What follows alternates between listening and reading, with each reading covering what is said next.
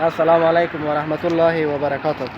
دوستان عزیز، امروز تاریخ 27 جوزای 1399 موقعیت فعلی بنده غرب پروژه احمدشاه بابا امینه، بلاک 34 مشهور به نمرات کرزی. امروز شاروال صاحب بزرگوار در ساحه تشریف آورده بودند که با اهالی منطقه به شمول موسفیدان و وکیل گذر مربوط رفتار خشن که حتی منجر به دستاندازی شد. این قرار بود که در ساخت کوچه ها سنگ های صیقل شده که شما در تصویر میبینید باید استفاده میشد.